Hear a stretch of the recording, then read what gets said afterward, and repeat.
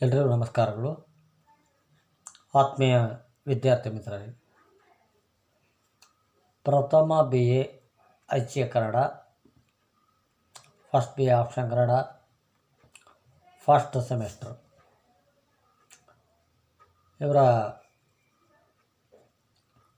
ಐಚ್ಛಿಕ ಕನ್ನಡದ ಪಠ್ಯ ಪುಸ್ತಕ ಸಾಹಿತ್ಯ ಗಂಗೋತ್ರಿ. ಇದರಲ್ಲಿ ಸಾಹಿತ್ಯ ಚರಿತ್ರೆಗೆ ಸಂಬಂಧಪಟ್ಟಂತೆ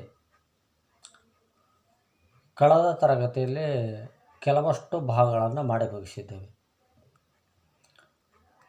ಅದರಲ್ಲಿ ಕಳೆದ ತರಗತಿಯಲ್ಲಿ ನವೋದಯ ಪೂರ್ವ ಸಾಹಿತ್ಯ, ಅದರ ಪ್ರೇರಣೆ ಮತ್ತು ಅದರ ಸ್ವರೂಪ, ಅದೇ ರೀತಿಯಲ್ಲಿ ವಿವಿಧ ಕಾಲಘಟ್ಟಗಳ ಹಿನ್ನೆಲೆಯಲ್ಲಿ ಹೊಸಗನ್ನಡ ಸಾಹಿತ್ಯದ ಬೇರೆ ಬೇರೆ ವಿಭಾಗಗಳನ್ನು ನವೋದಯ, ನವ್ಯ, ಪ್ರಗತಿಶೀಲ, ನವ್ಯ, ದಲಿತ ಬಂಡಾಯ ಈ ರೀತಿಯ ವಿಭಾಗಗಳನ್ನು ಗಮನಿಸಿದ್ದೇವೆ. ಅದಲ್ಲದೆ ಹೊಸಗನ್ನಡ ಸಾಹಿತ್ಯಕ್ಕೆ ಪಾಶ್ಚಾತ್ಯ ವಿದ್ವಾಂಸರು ಯಾವ ರೀತಿಯ ಕೊಡುಗೆ ನೀಡಿದ್ದಾರೆ, EP ರೈಸ್ರವರು, ಕಿಟಲ್ರವರು, BL ರೈಸ್ರವರು, ಆಮೇಲೆ ಕಾಮತ್ರವರು, ಇವರೆಲ್ಲ ಯಾವ ರೀತಿಯ ಕೊಡುಗೆಯನ್ನು ನೀಡಿದರು ಅನ್ನೋದನ್ನು ನಾವು ಕಳೆದ ತರಗತಿಯಲ್ಲಿ ಅಭ್ಯಾಸ ಮಾಡಿದ್ದೀವಿ. ಇದೇ ಈ ತರಗತಿಯಲ್ಲಿ ನಾವು ಹೊಸ ಒಂದು ಚಾಪ್ಟರ್ನ ನೋಡ್ಕೊಳ್ತಾ ಇದ್ದೀವಿ. ಅದು ನಿಮ್ಮ ಸಿಲೆಬಸ್ನ ಆರಂಭದಲ್ಲಿ ಕೊಟ್ಟಿರ್ತಕ್ಕಂತೆ ನವೋದಯ ಸಾಹಿತ್ಯದ ಪ್ರೇರಣೆಗಳು ಅನ್ನೋದು. ಅದೇ ನವೋದಯ ಪೂರ್ವ ಮತ್ತು ನವೋದಯ ಸಾಹಿತ್ಯದ ಪ್ರೇರಣೆಗಳು ಎರಡನ್ನು ಒಟ್ಟಿಗೆ ಕೊಟ್ಟಿದೆ. ನವೋದಯ ಪೂರ್ವ ಸಾಹಿತ್ಯ ಪ್ರೇರಣೆಗಳನ್ನು ಆರಂಭದಲ್ಲೇ ನಾನು ಮಾಡಿದ್ದೇನೆ, ಅದನ್ನು ಗಮನಿಸಿಕೊಂಡಿರಬೇಕು. ಆಮೇಲೆ ಈಗ ನವೋದಯ ಸಾಹಿತ್ಯ ಪ್ರೇರಣೆಗಳು, ಹೊಸಗನ್ನಡದಲ್ಲಿ ನವೋದಯ ಸಾಹಿತ್ಯ ಅನ್ನುವಂಥ ಒಂದು ಸಾಹಿತ್ಯದ ಒಂದು ಸೈದ್ಧಾಂತಿಕ ಒಂದು ಸಾಹಿತ್ಯ ಸ್ವರೂಪ ಹುಟ್ಟಿಕೊಳ್ಳುವುದಕ್ಕೆ ಕಾರಣೀಭೂತವಾಗಿರ್ತಕ್ಕಂಥ ಅಂಶಗಳನ್ನು ನಾವು ನವೋದಯ ಸಾಹಿತ್ಯ ಪ್ರೇರಣೆಗಳು ಅಂತೇಳಿ ಕರೀತೀವಿ. ಹಾಗಾದರೆ ಕನ್ನಡದಲ್ಲಿ ನವೋದಯ ಸಾಹಿತ್ಯ ಅನ್ನುವಂಥ ಒಂದು ಸಾಹಿತ್ಯ ಪರಂಪರೆ ಅನ್ನೋದೇನಿದೆ ಅದು ಹುಟ್ಟಿಕೊಳ್ಳುವುದಕ್ಕೆ ಕಾರಣೀಭೂತವಾದ ಅಂಶಗಳನ್ನು, ಅದರ ಪ್ರೇರಣೆಗಳನ್ನು ನಾವು ಇಲ್ಲಿ ತರಗತಿಯಲ್ಲಿ ಗಮನಿಸಿಕೊಳ್ಬೇಕು. ಈಗಾಗಲೇ ಹೇಳಿದೆ, ನಿಮಗೆ ಸಾಹಿತ್ಯ ಚರಿತ್ರೆಗೆ ಸಂಬಂಧಪಟ್ಟಂಥ ಒಂದು ರೆಫರೆನ್ಸ್ ಪುಸ್ತಕವನ್ನು ಕೊಡ್ತೇನೆ ಅಂತ ಹೇಳಿಕೊಂಡು, ವಿದ್ಯಾರ್ಥಿಗಳು ಯಾವಾಗ ಸಮಯ ಇದೆ ಆವಾಗ ನನಗೆ ಕಾಂಟ್ಯಾಕ್ಟ್ ಮಾಡಿ. ನೀವು ಕಾಲೇಜಿಗೆ ಬಂದರೆ ಆವಾಗ ನಾನು ನಿಮಗೆ ಪುಸ್ತಕವನ್ನು ಕೊಡಲಿಕ್ಕೆ ಸಿದ್ಧನಾಗಿರ್ತೇನೆ. ಸೊ ಈಗ ಈ ತರಗತಿಯಲ್ಲಿ ನಾವು ನೇರವಾಗಿ ನವೋದಯ ಸಾಹಿತ್ಯ ಪ್ರೇರಣೆ ಕುರಿತು ನಾವು ಸ್ವಲ್ಪ ಗಮನಿಸ್ಕೊಳ್ಬೇಕಾಗ್ತದೆ.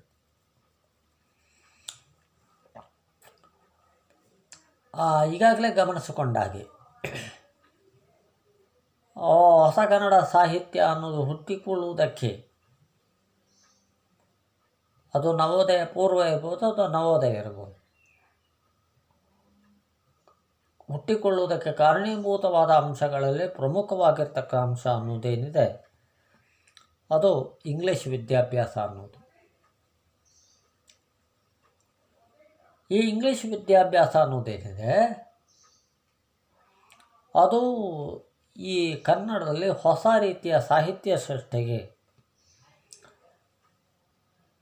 ಮುಖ್ಯವಾಗಿ ಎರಡು ರೀತಿಯ ಪರಿಣಾಮಗಳನ್ನು ಉಂಟು ಮಾಡಿದೆ. ಒಂದನೇ ಪರಿಣಾಮ ಏನು ಅಂತ ಹೇಳಿದರೆ,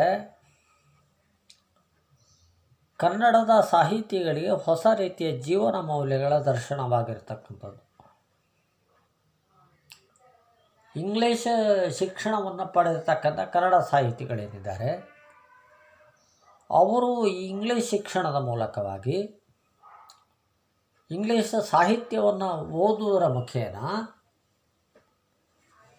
ಈ ಸಾಹಿತಿಗಳೇನಿದ್ದಾರೆ ಒಂದು ತಮ್ಮ ಜೀವನ ಮೌಲ್ಯಗಳಲ್ಲಿ ಬದಲಾವಣೆಯನ್ನು ಮಾಡಿಕೊಳ್ಳುವುದಕ್ಕೆ ಅವಕಾಶ ಆಯಿತು. ಹಾಗಾಗಿ ಜೀವನ ಮೌಲ್ಯಗಳ ದರ್ಶನ ಆಯಿತು. ಅದರ ಒಟ್ಟಿಗೆ ಎರಡನೇದಾಗಿ ಹೊಸ ರೀತಿಯ ಒಂದು ಸಾಹಿತ್ಯ ಜಗತ್ತು ಅನ್ನೋದೇನಿದೆ ಅದು ಕನ್ನಡದಲ್ಲಿ ಒಮ್ಮೆಲೇ ಲಭ್ಯವಾಗುವುದಕ್ಕೆ ಸಾಧ್ಯವಾಯಿತು. ಅದುವರೆಗೆ ಇರ್ತಕ್ಕಂಥ ಪಂಪ, ರನ್ನ, ನಾಗಚಂದ್ರ ಏನೆಲ್ಲ ಇದ್ದಾರೆ, ಇವರ ಆ ಸಾಹಿತ್ಯದ ಪರಂಪರೆ ಏನಿದೆ ಅದನ್ನು ಮೀರಿಕೊಂಡು ಆ ಸಾಹಿತ್ಯ ಪರಂಪರೆಯನ್ನು ಬಿಟ್ಟು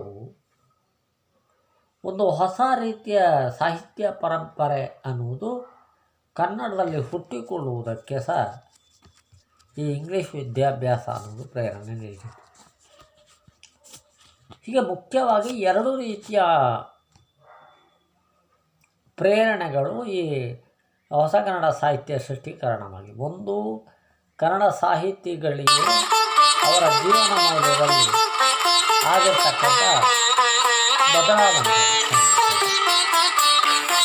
ಎರಡನೇದೇನಿದೆ ಕನ್ನಡದಲ್ಲಿ ಹೊಸ ರೀತಿಯ ಸಾಹಿತ್ಯ ಸೃಷ್ಟಿಯಾಗುವುದಕ್ಕೆ ಅದು ಸಾಧ್ಯವಾಗಿರ್ತಕ್ಕಂಥದ್ದನ್ನು ನಾವು ಎರಡನೇದಾಗಿ ಗಮನಿಸಿಕೊಳ್ತಕ್ಕಂಥ ಅಂಶ. ಇದು ಯಾವ ರೀತಿ ಆಯಿತು, ಈ ಪರಿಣಾಮಗಳು ಯಾವ ರೀತಿ ಆದವು ಅನ್ನೋದನ್ನು ನಾವು ವಿವರವಾಗಿ ತಿಳ್ಕೊಳ್ಬೇಕು.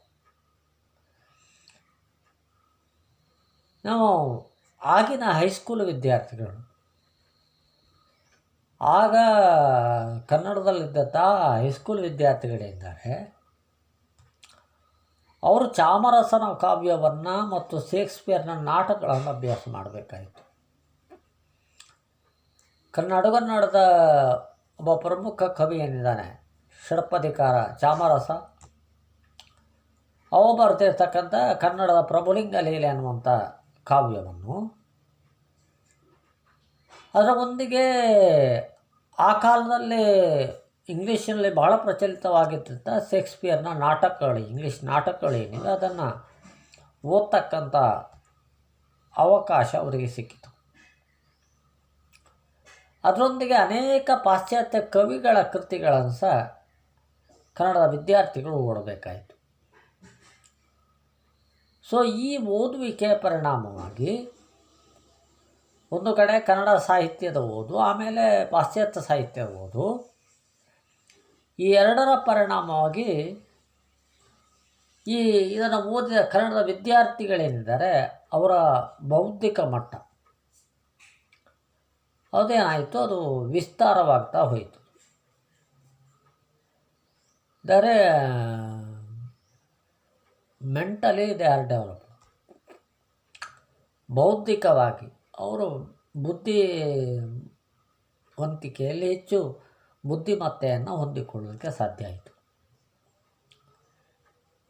ಇಂಗ್ಲೀಷ್ ಸಾಹಿತ್ಯ ಒಂದು ಕಡೆ, ಆಮೇಲೆ ಇಂಗ್ಲೆಂಡ್ನ ಚರಿತ್ರೆ ಅಧ್ಯಯನ,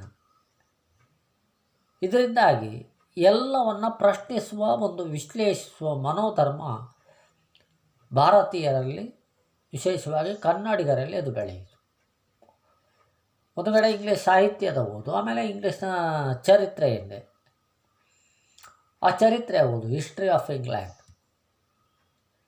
ಇವುಗಳ ಎರಡರ ಓದಿನ ಪರಿಣಾಮ ಆಗಿ ಒಂದು ರೀತಿಯ ಆ ವಿಚಾರಗಳನ್ನು ಒಂದು ವಿಶ್ಲೇಷಣೆ ಮಾಡ್ತಕ್ಕಂಥದ್ದು ಅಥವಾ ಅದನ್ನು ಪ್ರಶ್ನಿಸ್ತಕ್ಕಂಥದ್ದು ಮನೋಭಾವ ಅನ್ನುವುದೇನಿದೆ ಭಾರತೀಯರಲ್ಲಿ ಉಂಟಾಯಿತು. ಯಾವ ರೀತಿಯ ಪ್ರಶ್ನಿಸುವ ಮನೋಭಾವ ಅಂತ ಹೇಳಿದ್ರೆ, ಇಂಗ್ಲೆಂಡ್ನಲ್ಲಿ ಆ ಕಾಲದಲ್ಲಿದ್ದ ರಾಜನ ಅಧಿಕಾರ, ರಾಜಪ್ರಭುತ್ವ ಅಲ್ಲಿದ್ದದ್ದು. ಹಾಗಾಗಿ ರಾಜಪ್ರಭುತ್ವ ಅಧಿಕಾರವನ್ನು ಪ್ರಶ್ನಿಸುತ್ತಾ ತಮ್ಮ ಸ್ವಾತಂತ್ರ್ಯಕ್ಕಾಗಿ ಹೋರಾಟ ನಡೆಸಿದ ರೀತಿ, ಅದರ ಹಿಂದಿನ ಮನೋಧರ್ಮ, ಇವುಗಳ ದರ್ಶನ ಭಾರತೀಯರಿಗಾಯಿತು. ಇಂಗ್ಲೀಷ್ ಸಾಹಿತ್ಯವನ್ನು ಓದುವ ಮೂಲಕವಾಗಿ ಒಟ್ಟು ನಮ್ಮ ಜನಜೀವನ ಮತ್ತು ಸಾಹಿತ್ಯದ ಸಂಬಂಧ ಹೆಚ್ಚು ಅರ್ಥಪೂರ್ಣವಾಗಿ ಅರಿತುಕೊಳ್ಳುವುದಕ್ಕೆ ಸಾಧ್ಯವಾಯಿತು. ಸಾಹಿತ್ಯ ಬೇರೆ ಅಲ್ಲ, ಜೀವನ ಬೇರೆ ಅಲ್ಲ ಅಂತ ಹೇಳ್ತೀವಿ. ಸಾಹಿತ್ಯ ಅನ್ನೋದು ಒಂದು ಸಮಾಜದ ಕೈಗನ್ನಡಿ ಅಂತ ಹೇಳ್ತೇವೆ. ಒಂದು ಸಮಾಜ ಹೇಗಿದೆ ಅನ್ನೋದನ್ನು ಒಂದು ಸಾಹಿತ್ಯ ನಿರೂಪಿಸ್ತದೆ. ಸೊ ಆದ ಕಾರಣವಾಗಿ ಈ ಸಾಹಿತ್ಯದ ಓದಿನಿಂದಾಗಿ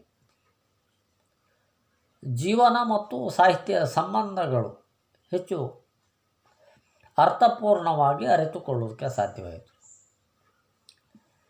ಇದರ ಮುಖೇನವಾಗಿ ಸಾಹಿತ್ಯವು ಸಮಾಜ ಮತ್ತು ವ್ಯಕ್ತಿಯ ಜೀವನದ ಎಲ್ಲ ರೀತಿಯ ಸಂವೇದನೆಗೆ ಸ್ಪಂದಿಸುತ್ತದೆ ಎಂಬುದು ಓದಿದಂತಹ ವಿದ್ಯಾರ್ಥಿಗಳ ಅರಿವಿಗೆ ಬಂತು.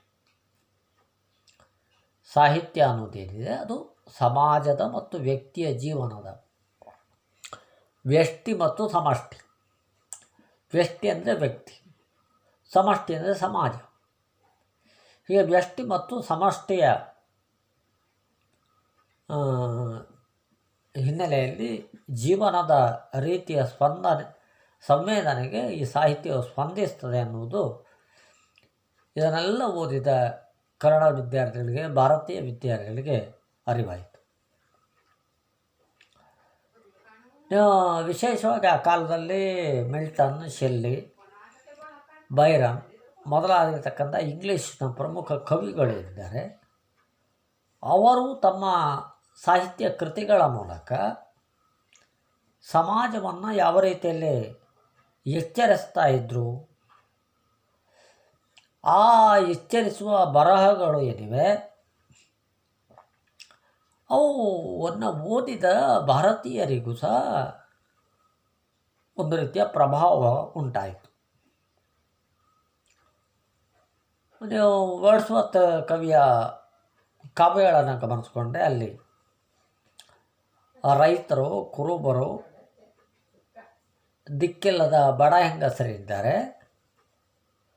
ಅವರ ಬದುಕಿನ ದುಃಖಗಳನ್ನು, ಕಷ್ಟಗಳನ್ನು, ಅವರ ಜೀವನದ ಸರಳತೆ ಮತ್ತು ಆ ಸರಳವಾದ ಜೀವನದಲ್ಲಿದ್ದಂಥ ಅವರಲ್ಲಿದ್ದಂಥ ಉಲ್ಲಾಸಗಳನ್ನು ಇವೆಲ್ಲವನ್ನು ನಿರೂಪಿಸಿ ಬರೆದ ಶ್ರೇಷ್ಠವಾದ ಕವನಗಳೇನಿವೆ ಅವು ಕನ್ನಡ ಸಾಹಿತ್ಯ ಮೇಲೆ ಪ್ರಭಾವವನ್ನು ಬೀರಿದವು.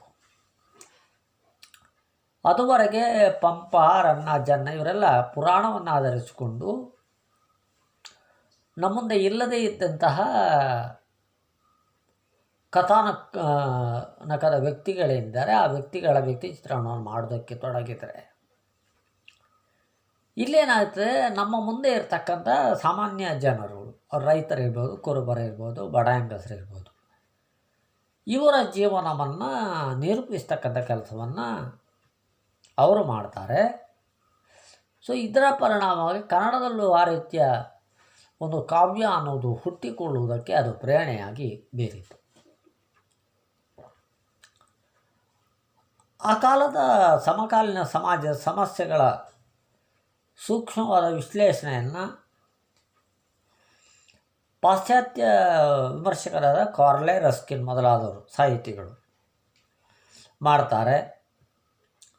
ಈ ವಿಶ್ಲೇಷಣೆ ಏನಿದೆ ಅದು ಭಾರತೀಯ ಸಮಾಜದ ಮೇಲೆ ಸಹ, ಭಾರತೀಯರ ಮೇಲೆ ಸಹ ಪ್ರಭಾವವನ್ನು ಬೀರಿದೆ. ಇನ್ನು ನವೋದಯ ಕಾಲದ ಕವಿಗಳ ಮೇಲೆ ಇಂಗ್ಲೀಷ್ನ ರೊಮ್ಯಾಂಟಿಕ್ ಕವಿಗಳ ಪ್ರಭಾವ ಗಾಢವಾಗಿರುವುದನ್ನು ಗಮನಿಸ್ಕೊಳ್ಬೋದು. ಆಧುನಿಕ ಕನ್ನಡ ಸಾಹಿತ್ಯದ ಆರಂಭದ ಘಟ್ಟವೇ ಅದು ರೊಮ್ಯಾಂಟಿಕ್ ಸಾಹಿತ್ಯ ಅನ್ನೋದು. ಈ ರೊಮ್ಯಾಂಟಿಕ್ ಸಾಹಿತ್ಯ ಅಂದರೆ ಏನು ಅನ್ನೋದನ್ನು ನೀವು ಫೈನಲ್ ಇಯರಲ್ಲಿಗೆ ಬಂದಾಗ ನಾವು ಅದನ್ನು ಬೇರೆ ಪತ್ರಿಕೆ ಇದೆ ಅಲ್ಲಿ ಗಮನಿಸ್ಕೊಳ್ಬೋದು. ಹಾಗಾಗಿ ಈ ರೊಮ್ಯಾಂಟಿಕ್ ಕವಿಗಳ ಪ್ರಭಾವ ಗಾಢವಾಗಿ ಕನ್ನಡ ಮೇಲೆ ಆಯಿತು. ಅದರ ಪರಿಣಾಮವಾಗಿ ಕನ್ನಡದಲ್ಲಿ ಅತ್ಯಂತ ಶ್ರೇಷ್ಠವಾದ ಭಾವಗೀತೆಗಳು ರಚನೆ ಅದು. ಕುವೆಂಪುರವರು, ಬೇಂದ್ರೆಯವರು,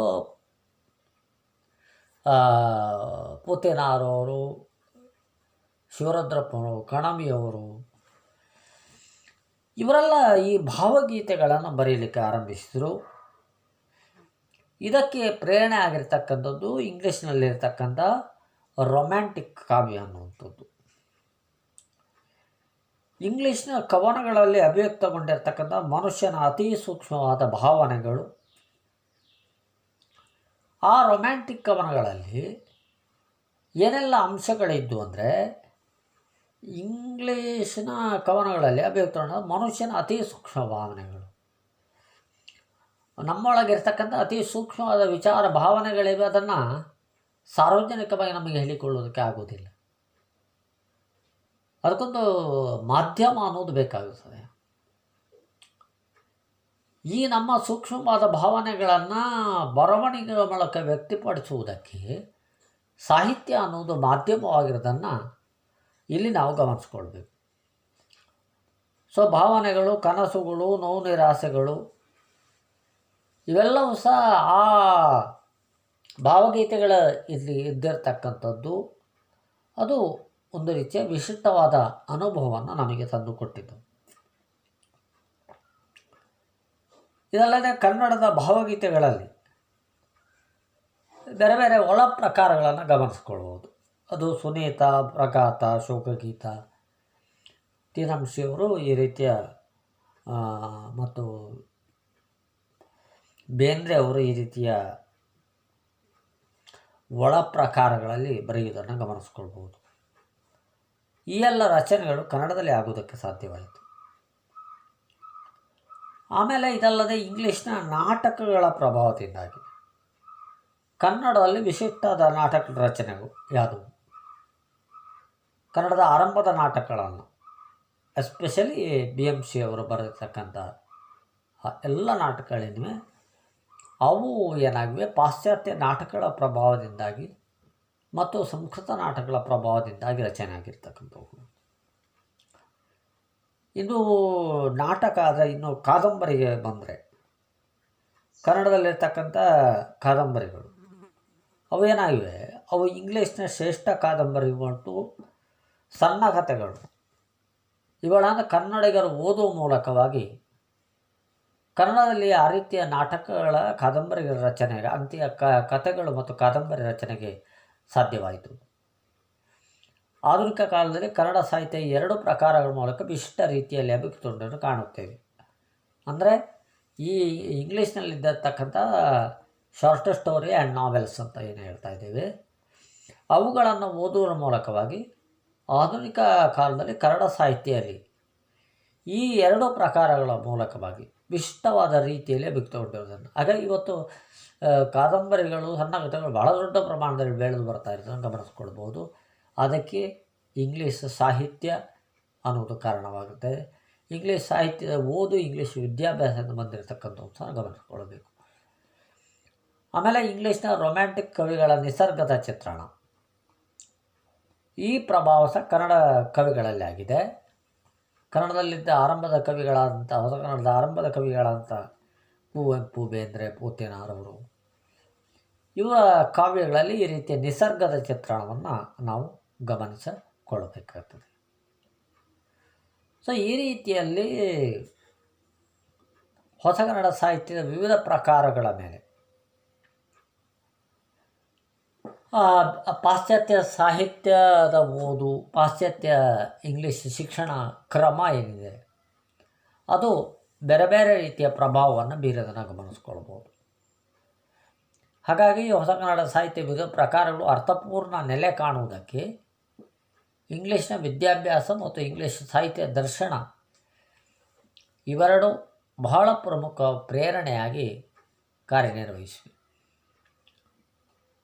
ಇದಿಷ್ಟು ಇಂಗ್ಲೀಷ್ ಪಾಶ್ಚಾತ್ಯ ಶಿಕ್ಷಣ ಕ್ರಮ, ಇಂಗ್ಲೀಷ್ ವಿದ್ಯಾಭ್ಯಾಸ ಮತ್ತು ಇಂಗ್ಲೀಷ್ ಸಾಹಿತ್ಯದಿಂದಾಗಿ ಹೊಸ ಕನ್ನಡದಲ್ಲಿ ನವೋದಯ ಸಾಹಿತ್ಯ ಅನ್ನೋದು ಹುಟ್ಟಿಕೊಳ್ಳುವುದಕ್ಕೆ ಪ್ರೇರಣೆ ಆಗಿರ್ತಕ್ಕಂಥ ಅಂಶಗಳಲ್ಲ. ಆದರೆ ಇದಲ್ಲದೆ ಈ ಆಧುನಿಕ ಕನ್ನಡ ಸಾಹಿತ್ಯ ಅನ್ನೋದೇನಿದೆ, ನವೋದಯ ಸಾಹಿತ್ಯ ಅನ್ನೋದೇನಿದೆ, ಅದಕ್ಕೆ ದೇಶೀಯವಾದಂಥ ಇಲ್ಲಿರ್ತಕ್ಕಂಥ, ಇಲ್ಲಿ ಆ ಕಾಲದಿದ್ದಂತಹ ಹಲವಾರು ವಿಚಾರಗಳಿವೆ, ಅದು ಪ್ರೇರಣೆ ನೀಡಿವೆ. ಹಾಗಾದರೆ ದೇಶೀಯವಾದ ವಿಚಾರಗಳು ಯಾವುದು ಅನ್ನೋದನ್ನು ಮುಂದಿನ ತರಗತಿಯಲ್ಲಿ ಗಮನಿಸಿಕೊಳ್ಳೋಣ. ಸೊ ಈಗ ಈ ತರಗತಿಯಲ್ಲಿ ನಾವು ಯಾವ ರೀತಿಯಲ್ಲಿ ನವೋದಯ ಸಾಹಿತ್ಯದ ಪ್ರೇರಣೆಯ ಅಂಶಗಳಾಗಿ ಇಂಗ್ಲೀಷ್ ವಿದ್ಯಾಭ್ಯಾಸ ಮತ್ತು ಇಂಗ್ಲೀಷ್ ಸಾಹಿತ್ಯದ ಓದು, ಅವುಗಳಲ್ಲಿ ಬೇರೆ ಬೇರೆ ಅಲ್ಲಿಯ ಕಾವ್ಯ ಇರ್ಬೋದು, ಅದರಲ್ಲಿ ಕಾವ್ಯದ ಬೇರೆ ಬೇರೆ ಪ್ರಕಾರಗಳು, ಆಮೇಲೆ ಕಾದಂಬರಿಗಳು, ನಾಟಕಗಳು, ಸಣ್ಣ ಕಥೆಗಳು, ಇವೆಲ್ಲವೂ ಹೇಗೆ ನವೋದಯದಲ್ಲಿ ಬೆಳವಣಿಗೆ ಅವರಿಗೆ ಯಾವ ರೀತಿಯ ಪ್ರೇರಣೆಯನ್ನು ಒದಗಿಸಿತು ಅನ್ನೋದನ್ನು ನಾವು ಗಮನಿಸಿದ್ದೇವೆ. ಇದಲ್ಲದೆ ದೇಶೀಯವಾದ ಅಂಶಗಳು ಕನ್ನಡದ ಮೇಲೆ ಹೊಸ ಕನ್ನಡ ಸಾಹಿತ್ಯದಲ್ಲಿ ನವೋದಯ ಸಾಹಿತ್ಯ ಮುಖವಾಗಿ ಯಾವ ರೀತಿಯ ಪ್ರೇರಣೆ ನೀಡಿದವು ಅನ್ನೋದನ್ನು ಮುಂದಿನ ತರಗತಿಯಲ್ಲಿ ಗಮನಿಸ್ಕೊಳ್ಳೋಣ. ಸೊ ಇಲ್ಲಿಗೆ ಈ ತರಗತಿಯೆಲ್ಲ ಮುಗಿಸ್ತಾ ಇದ್ದೇನೆ. ಮಾಡಿರ್ತಕ್ಕಂಥ ಈ ವಿಡಿಯೋದ ಅಂಶಗಳನ್ನು ಮತ್ತೆ ಕೇಳಿಕೊಳ್ಳಿ. ನಾನು ಕೊಡ್ತಕ್ಕಂಥ ರೆಫರೆನ್ಸ್ ಪುಸ್ತಕದಿಂದ ನೋಡಿಕೊಂಡು ಸರಿಯಾಗಿರ್ತಕ್ಕಂಥ ಉತ್ತರಗಳನ್ನು ಬರೆದು ಸಿದ್ಧಪಡಿಸ್ಕೊಳ್ಬೇಕಾಗ್ತದೆ. ಸೊ ಎಲ್ಲ ವಿದ್ಯಾರ್ಥಿಗಳು ಗಮನಿಸ್ಕೊಳ್ಳಿ. ಆದಷ್ಟು ಬೇಗ ನನ್ನಲ್ಲಿ ರೆಫರೆನ್ಸ್ ಪುಸ್ತಕವನ್ನು ಪಡ್ಕೊಂಡು ನೀವು ಅದಕ್ಕೆ ಉತ್ತರಗಳನ್ನು ಬರೆದು ರೆಡಿಯಾಗುತ್ತೆ. ಸೊ ಮುಂದಿನ ವಿಚಾರನ ಮುಂದಿನ ತರಗತಿಯಲ್ಲಿ ಗಮನಿಸ್ಕೊಳ್ಳೋಣ. ಎಲ್ರಿಗೂ ನಮಸ್ಕಾರಗಳು. Thank you.